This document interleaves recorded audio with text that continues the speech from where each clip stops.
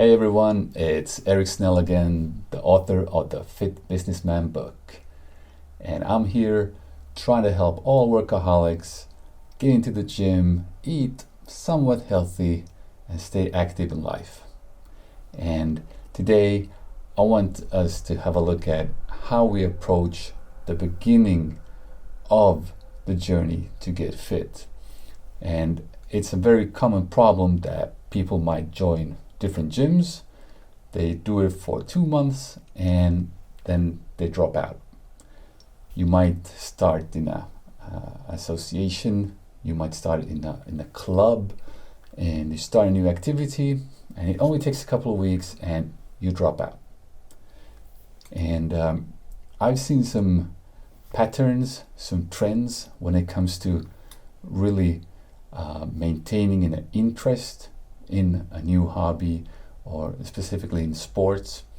And I thought I would share a little bit my observations and what I've noticed that helped me and my friends stay active and never ever take years of breaks, even if there would be, people have their families, or new jobs, or relocating.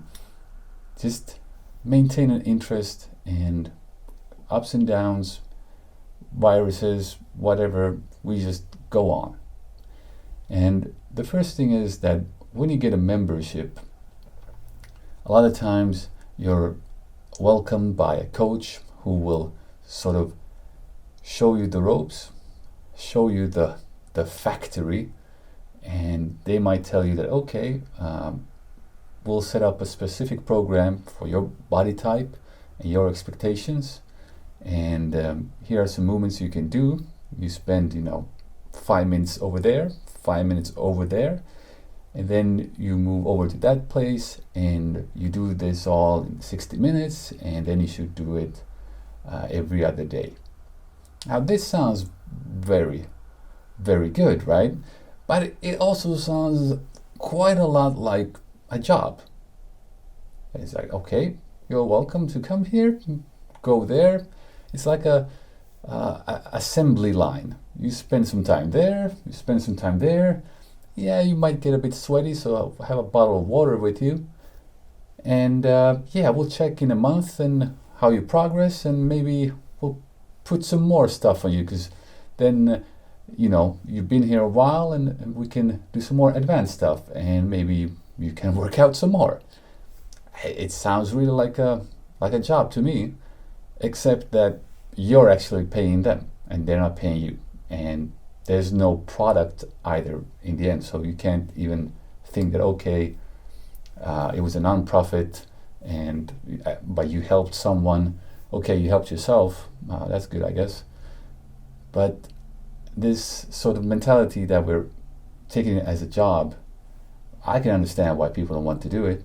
And a lot of times the problem is not this setup, because everyone has some type of goals, and a lot of times it helps you to have these goals and clear advice what you should do and what not. But what I think is missing a lot of times is a little bit of freedom.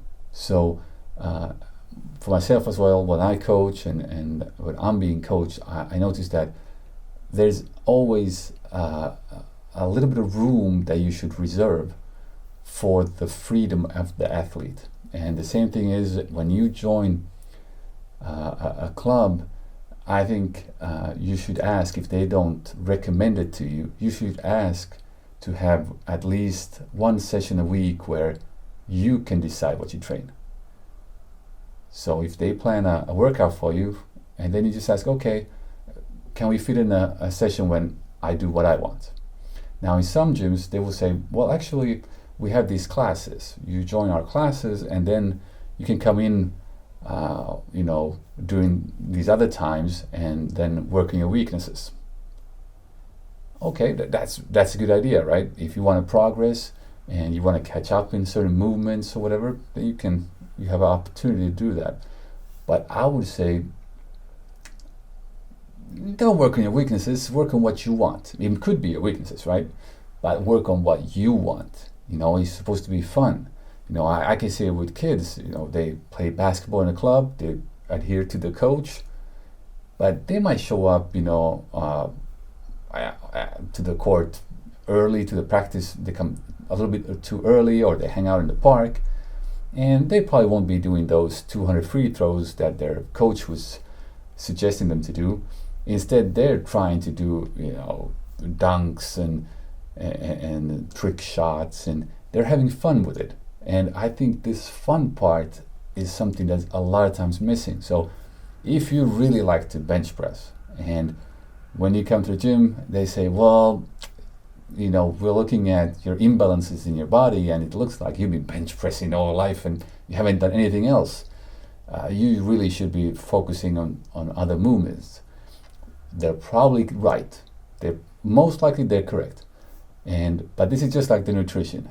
The right thing to do might not be the most sustainable thing to do. But if you get a little bit of leeway in your training program, and you can have an opportunity to train alone, and when you train alone, I really suggest you do something that you love doing. Save the tough parts to train when you train in a group. So for me, for instance, if I have to run, let's say 8 times 300 meters, it's very difficult to do that alone. It's basically impossible for me. I've done it a couple of times, but in a group setting, hey, that's all right. But when I train alone, I want to train what I enjoy training. And even though it might not be the best form of training, it might be very good for my performance and for the competition that I might have some, in the distant future. It might be better to do according to the coach's program, but sometimes I want to train what I like to train. And having this freedom is something that will help you to actually show up. You will go to the gym, you will go riding the bike, you will go out for a walk because you want to go, not because someone is saying you have to go.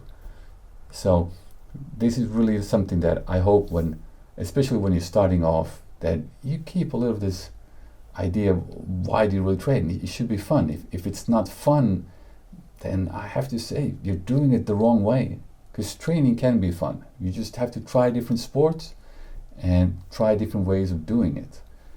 So that's my message for today.